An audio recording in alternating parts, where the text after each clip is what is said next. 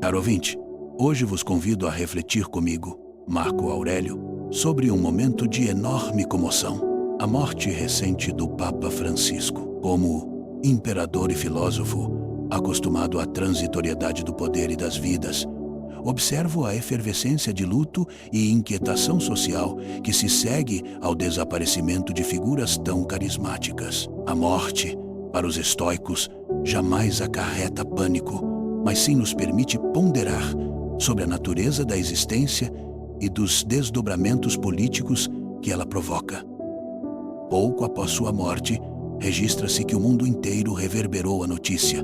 Líderes, fiéis e até mesmo adversários ideológicos curvaram-se diante do silêncio da ausência. Como nos tempos antigos diante da morte de um César, a máquina política se move, pergunto-vos.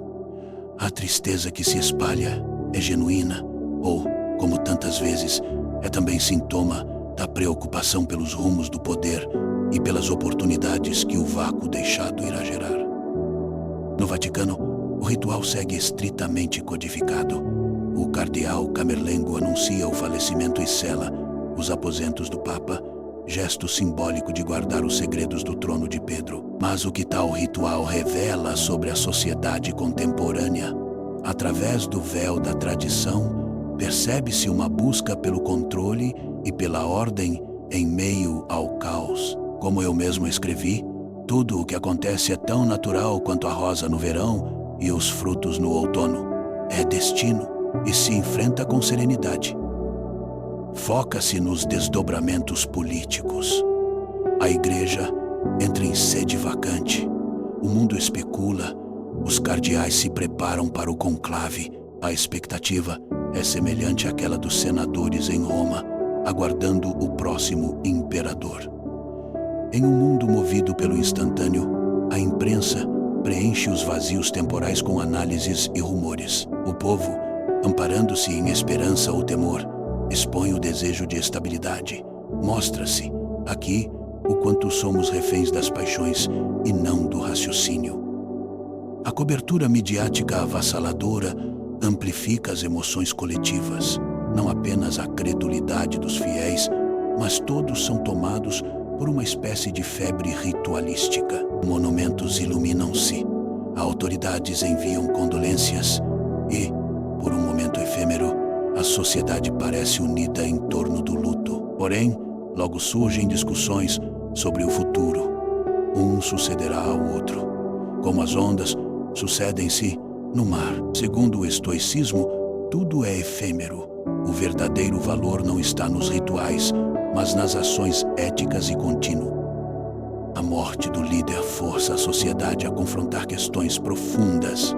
Qual deve ser o rumo da igreja? Quais reformas devem prosseguir?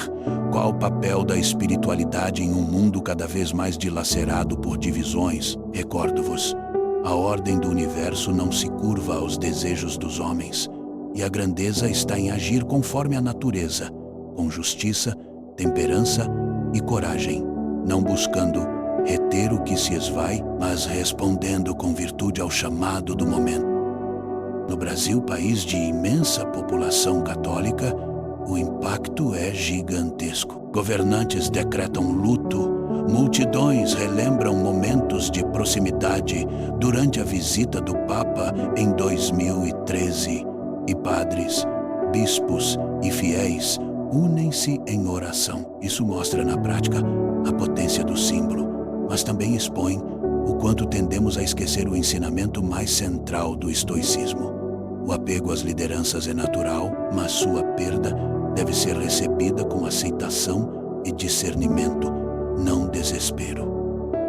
É curioso como, mesmo num mundo tão racional e secular, a morte de um líder espiritual ainda é capaz de mobilizar instituições políticas. Chefes de Estado de variadas crenças manifestam respeito, enquanto a máquina midiática se dedica a recordar as virtudes do falecido, por vezes omitindo as críticas ou desafios do seu legado. Aqui reside uma lição.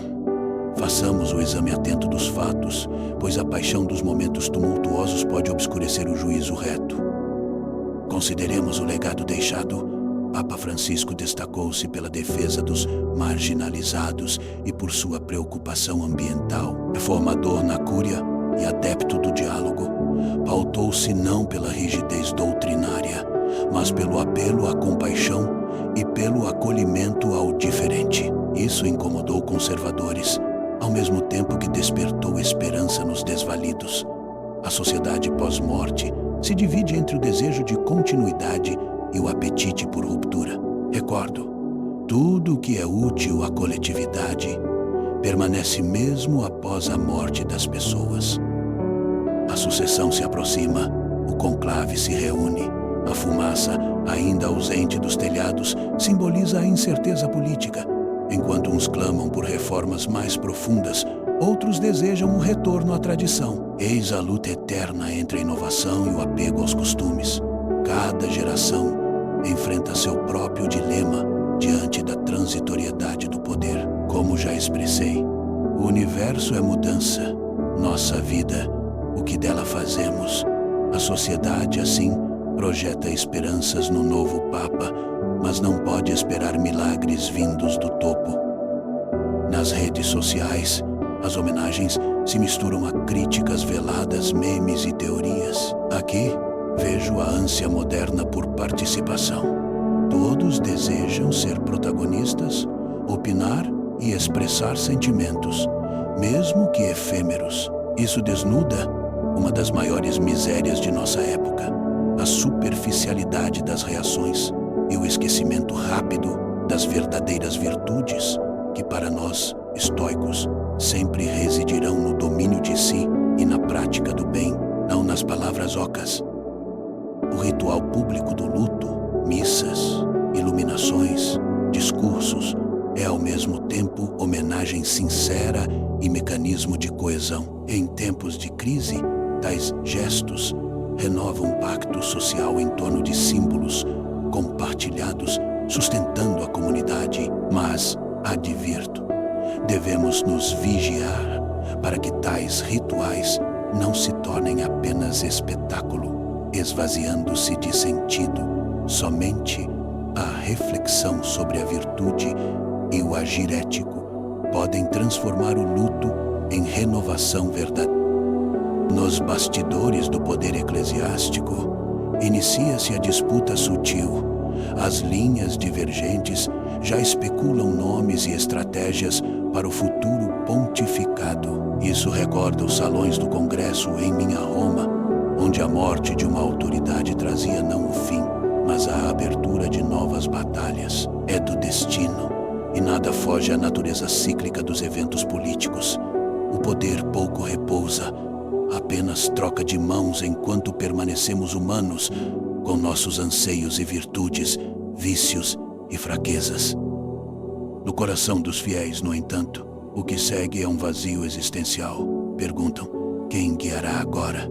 A resposta estoica recomenda a autossuficiência da razão e o cultivo da virtude interior. A verdadeira liderança, ensinava eu, é aquela exercida sobre si mesmo. Busquemos inspiração no exemplo, mas não depositemos toda a esperança na figura passageira de um líder terrestre. O império das almas é mais forte que qualquer trono mortal. Reflitamos sobre a efemeridade do poder. O Papa, como outrora um imperador, era tido como figura carismática, catalisadora das esperanças dos humildes. Com sua morte, percebemos a fragilidade das instituições humanas. Quanto do legado permanecerá? Isso depende não só das memórias ou rituais, mas do quanto sua mensagem de compaixão e coragem for encarnada nas ações diárias dos homens. A verdadeira influência perpassa sucessores e sobrevive nas práticas do presente. Após o luto, advém a competição pelos rumos da instituição. Vejo o reflexo da própria política romana. Alianças, conspirações e promessas. O desafio é transformar a ambição em serviço ao bem comum e não em mera busca de glória pessoal. A liderança exige sacrifício, não apenas adulação. lembro-vos, tudo que está em nosso poder são nossas próprias ações. Observemos com olhos de sabedoria, não de rivalidade. A discussão sobre o futuro da Igreja revela uma sociedade em busca de sentido. Dos discursos oficiais às celebrações públicas, parece haver um consenso sobre a necessidade de equilíbrio, continuidade e adaptação às novas crises, sem perder a essência. Em meio ao tumulto, ecoa a lição estoica: viver segundo a razão, aceitar as vicissitudes e agir com justiça. O bem coletivo só triunfará se cada indivíduo buscar sua própria virtude. A lembrança da visita do Papa ao Brasil em 2013 assume novo significado. Recordar seus gestos simples e próximos dos humildes é, para muitos, fonte de consolo. Mas alerto, a nostalgia, se não nos mover à ação virtuosa, é apenas um refúgio. O estoicismo ensina que o passado não pode mais ser modificado. Cabe-nos aprender e agir sobre o presente. O legado de líderes só permanece quando inspira condutas melhores. Que importância tem tudo isto diante da vastidão do mundo e da brevidade da vida? Perguntemo-nos se a comoção coletiva se traduzirá em atitudes concretas, maior justiça, solidariedade, coragem moral para enfrentar crises futuras. O falecimento de um Papa ou de qualquer grande líder é tanto espelho das fragilidades humanas quanto oportunidade de renovação. A cada geração cabe reconstruir, com serenidade, aquilo que a morte não pode destruir, os alicerces da virtude.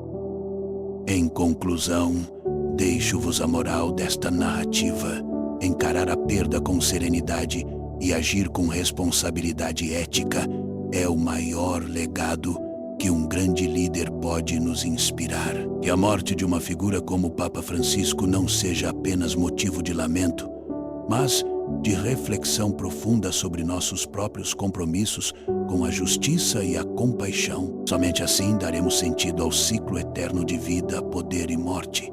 Reflitam e tirem vossas próprias lições.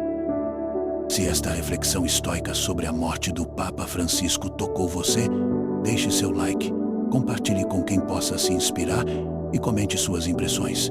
Indique este vídeo a amigos abertos ao pensamento filosófico. Afinal, como ensinei, a verdadeira transformação nasce do diálogo e das virtudes compartilhadas. Obrigado por sua presença e reflexão.